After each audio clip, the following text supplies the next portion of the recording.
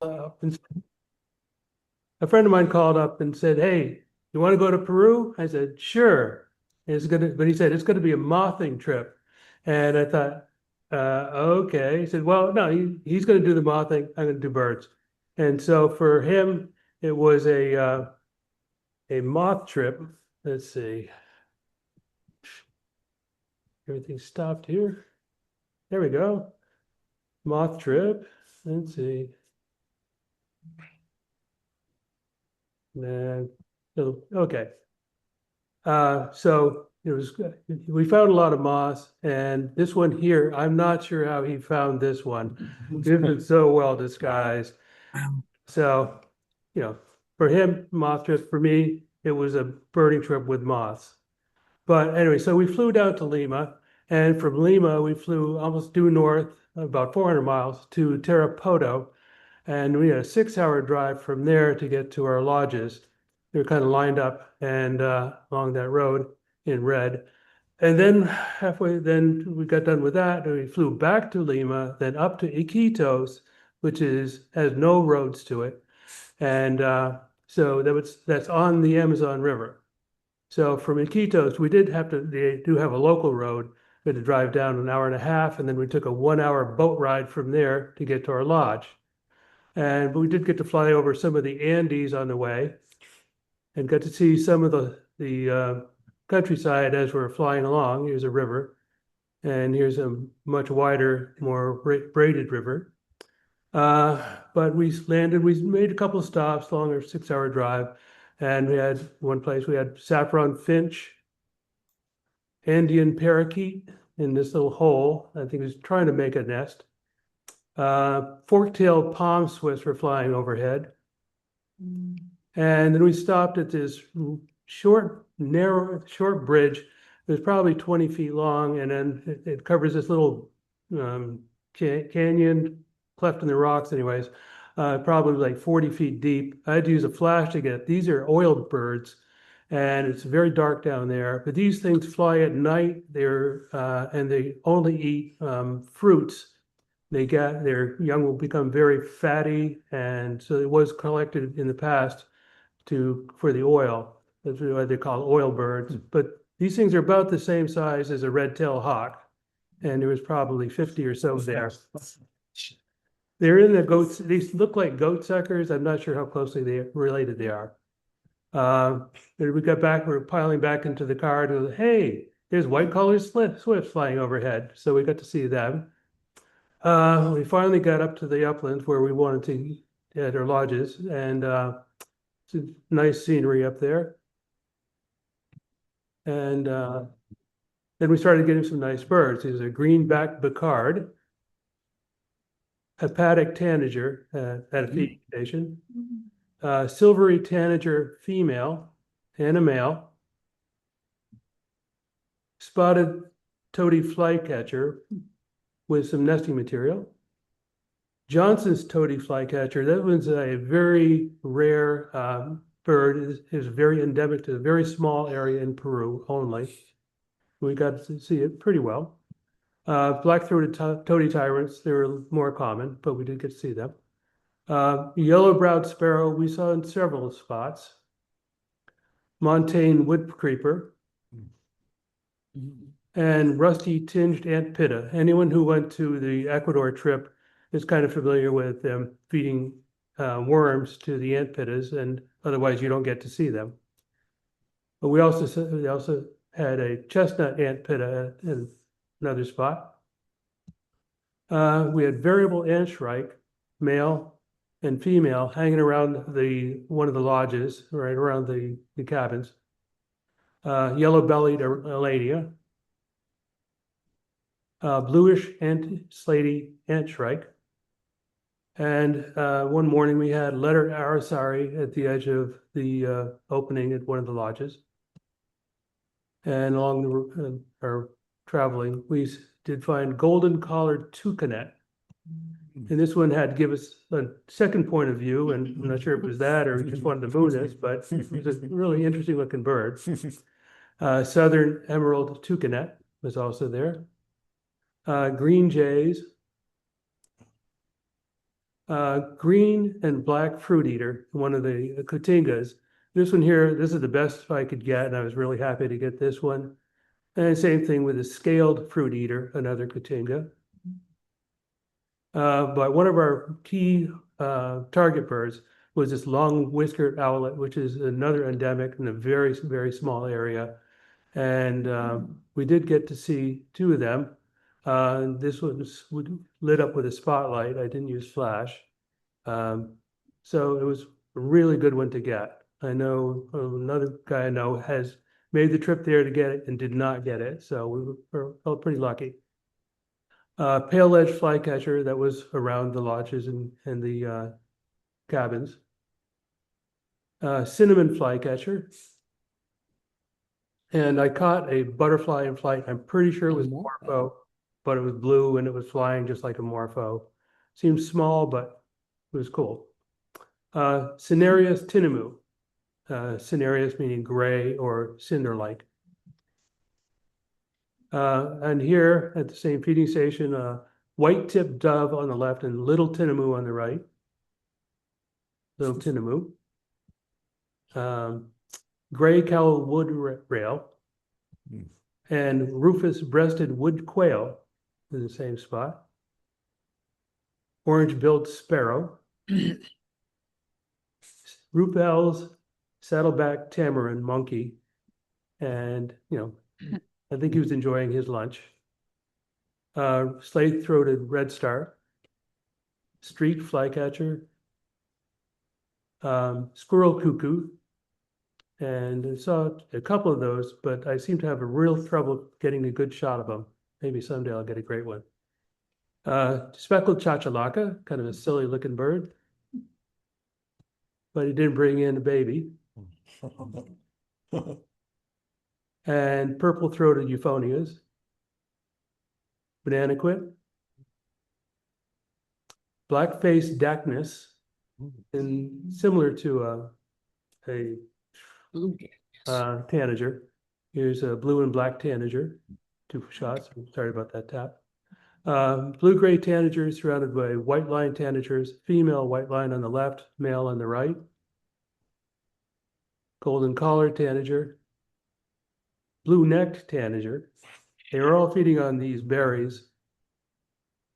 And masked tanager. Turquoise tanager. We had quite a tanager feast there. Black-bellied tanager, much like the silver-beaked tanager in Central America, but it does have that black belly. Yellow-bellied tanager. Palm tanager.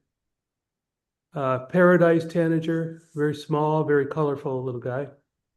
And then a very large black and white one, magpie tanager. And I just thought it was a magpie, but it is in the tanager family. Torrent we went down to a fast-moving stream and had that. Black-fronted nunbird and white-fronted nunbird. And here's a list of hummingbirds at one of the lodges.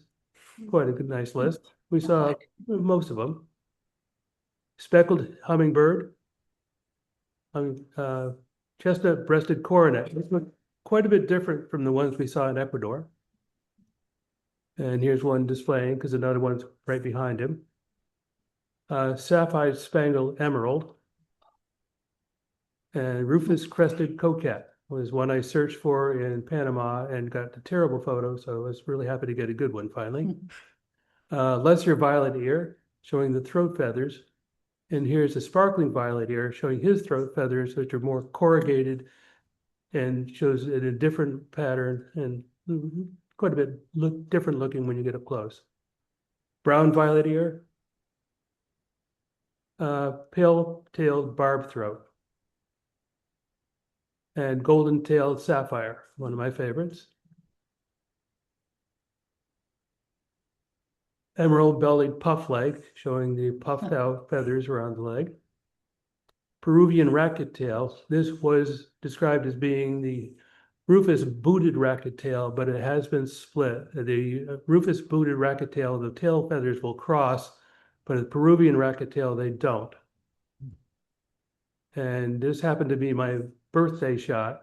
So I was very happy to get this very nice shot. And that's a purple flowering tree in the background behind it. A marvelous spatule tail. That was another one, very rare, very hard to get. And we sort of got it because this is a male, but it's a young male with a very short tail. A full adult will have tails that are about at least a foot long. Fawn-breasted brilliant, fork-tailed wood nymph, showing the forked tail. Gray-breasted saberwing, and long-billed starthroat. Not really showing the starthroat, but it does show the long bill. Little wood star. This was described as being the second smallest hummingbird in the world. You'd have to go to Cuba to get the bee hummingbird there, to get a smaller one. And here's the female little wood star. Similar to the white-bellied wood star, female. And here's the white-bellied wood star male, which is very similar to the amethyst wood star, male. And royal sun angel. I don't think anything else looks quite like a royal sun angel. Black-throated mango, this is the female. And a black-throated mango male. Long-tailed sylph. I got one in flight. Many-spotted hummingbird. You can see why it's called that. Blue-fronted lancebill, and this is a female. It doesn't have the white, the blue front and blue face that the male would, but this is what I had for a photo. Andean emerald, black-throated hermit, great-billed hermit, and bronzy Inca, along with the collared Inca. And wire-crested thorntail. At first I was only getting the female, but I finally got a shot of this. And we had a kind of a drizzly day, and I got an interesting shot of his facial feathers against whatever light we had. And here's the wire-crested thorntail female. Very colorful, but lacking of those long tail and the wire crest. A blue-fronted brilliant, violet-headed hummingbird, white-necked Jacobin. Yeah. Another white-necked Jacobin. Buff-tailed sicklebill. This one here is a very strange bill for feeding on heliconia flowers. And swordbill hummingbird. And clearly that one has evolved to feed on long tubular flowers. Then yellow-tufted woodpecker. We did not find that many woodpeckers on this trip. But we did get this Lafreniere's picolet, very tiny woodpecker, about the same size as one of the larger hummingbirds. When I saw this bird, I thought, what's a junco doing here? But it's a yellow-bellied seed eater, and just same plumage pattern. Black-tailed trogon. That was fun to get. And a greenback trogon. I was kind of on my own, and I found that one on my own, so I was pretty happy with that. Masked trogon female with a caterpillar. And the male masked trogon. And gilded barbet, very striking little bird. Scarlet crowned barbet. Versicolor barbet, and I thought this was the bird we were searching for, another rare, very hard to find bird, the scarlet banded barbet. And this one here was only discovered in 1996 and wasn't described in the literature until the early 2000s.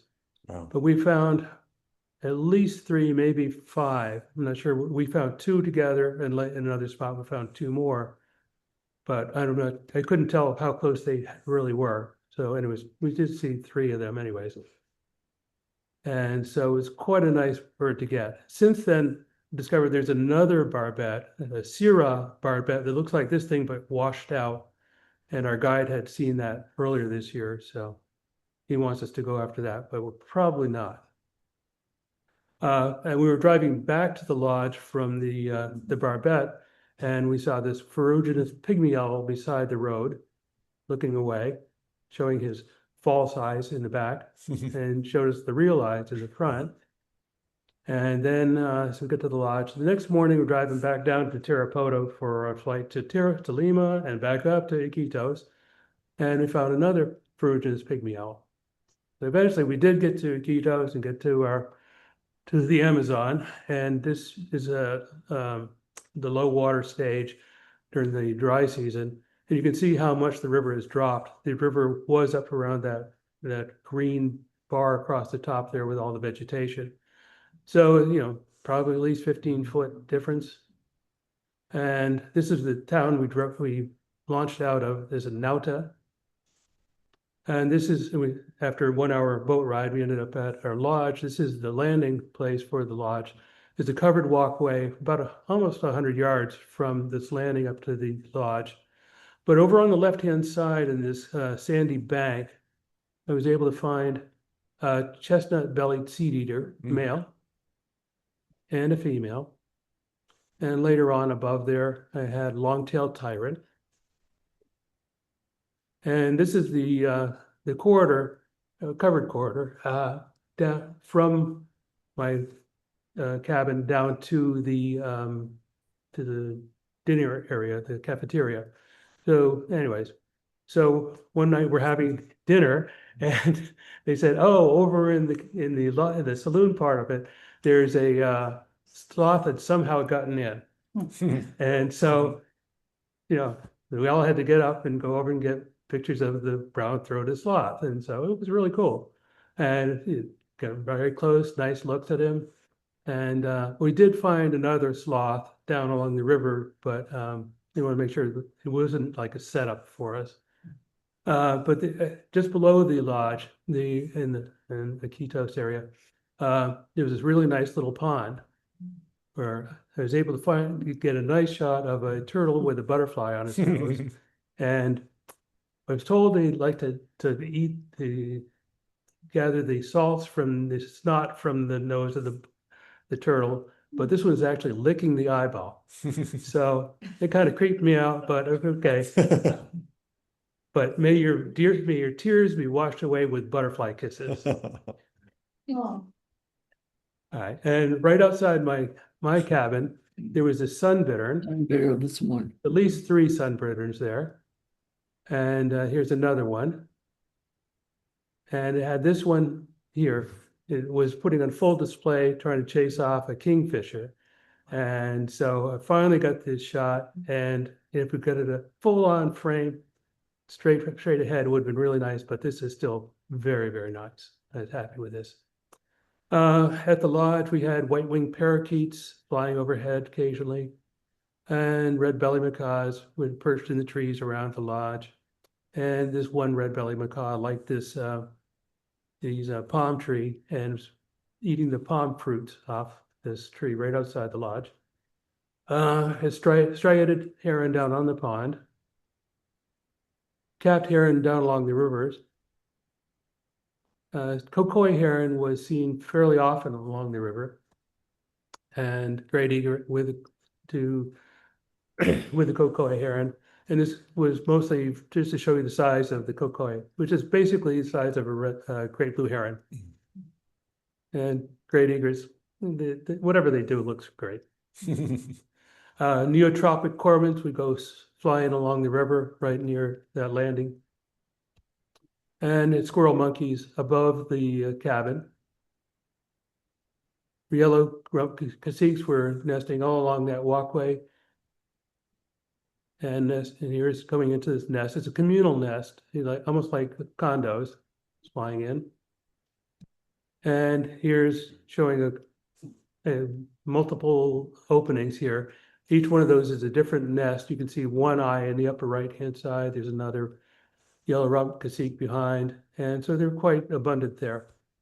We also had a good number of russet backdoor pendulas. This one's coming in with nesting material to build his nest. And it's an individual nest, but there's a colony of them.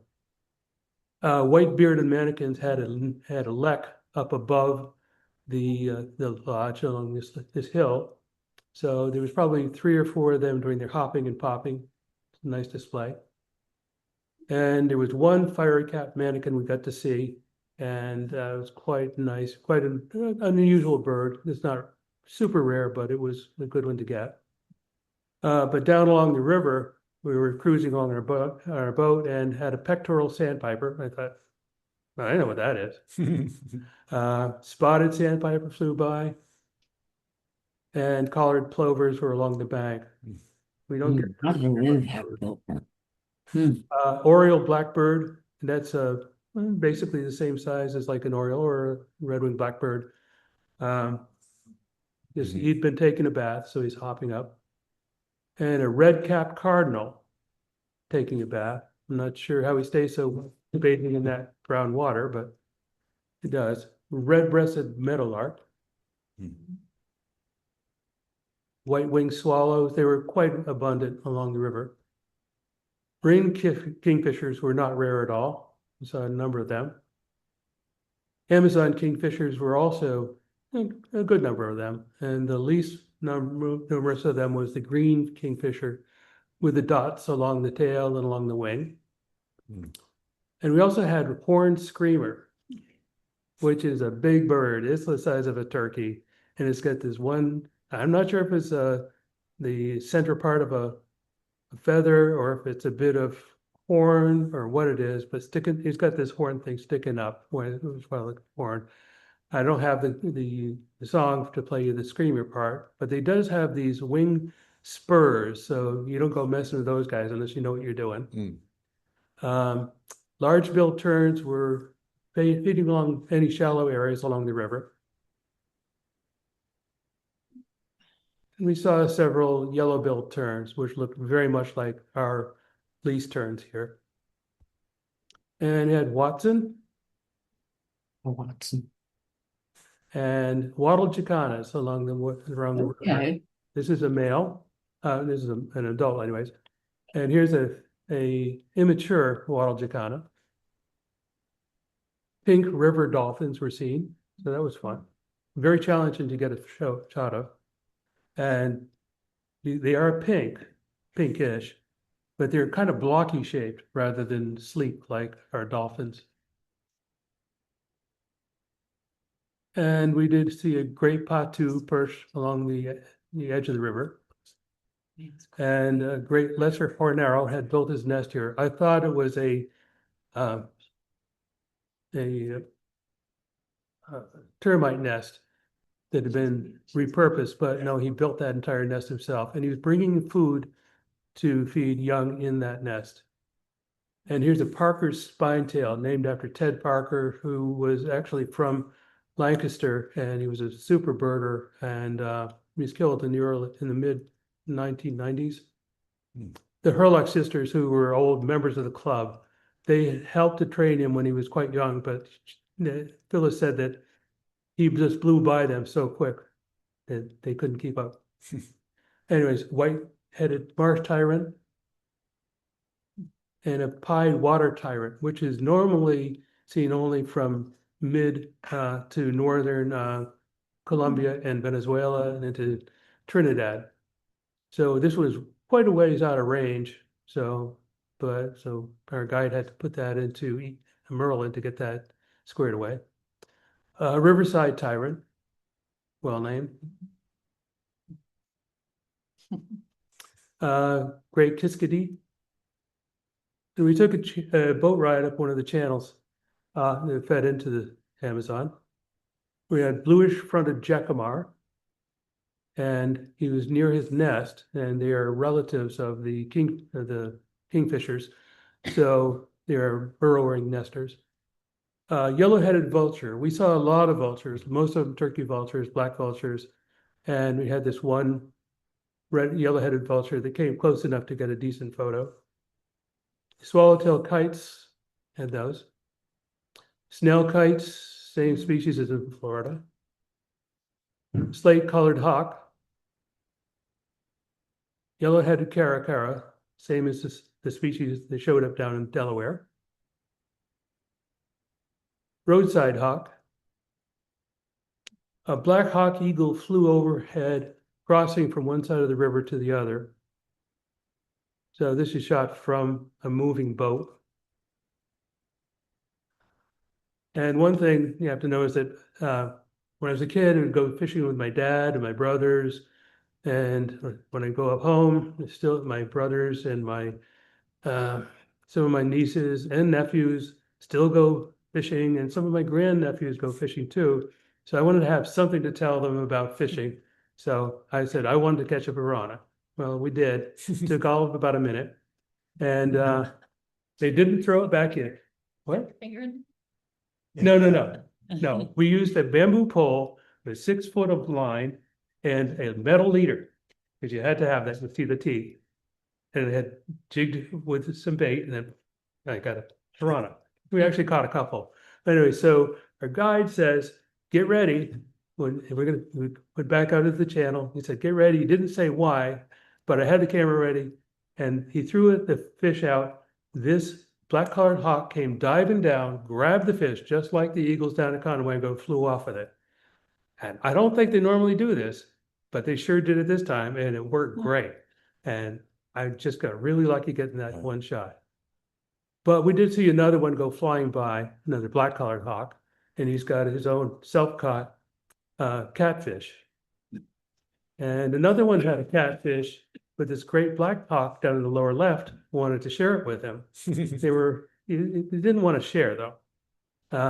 But so great black hawk was kind of cool to see. And this is a great black hawk immature, so it's very nice to see that one. And we saw this one event that I hadn't even heard of, but our guide had heard that it happened. He had never seen this before, so he was amazed and thrilled to see this. This great black hawk had found a turtle nest, dug it up, and was ripping apart the eggs and eating them. And he didn't care that we were in this boat drifting by quite slowly, but it was a lot of fun. So the day's getting to end. We're heading back to the lodge. Some sand-colored nighthawks went flying by, and they're much like our nighthawks, but they're very light-colored. And I did get like a shot of one of them pretty well. Our guide said, "Hey, what's that big white bird down at the edge of the river downstream from us?" So we're cruising back to the lodge anyway. So we went down that way. Turned out we had a jabberoo. Oh, wow. And then we ended up having 2 of them. So that was even better. But it ended really late in the day. The sun had actually set by that time. And so we had jabberoo sunset. Wow. That's beautiful. Oh. Right. Excellent. It was worth the wait. Thank you, Brian. Oh, no. Thank you. Oh, yeah. Patient. That was really cool. John, can you go back to the picture where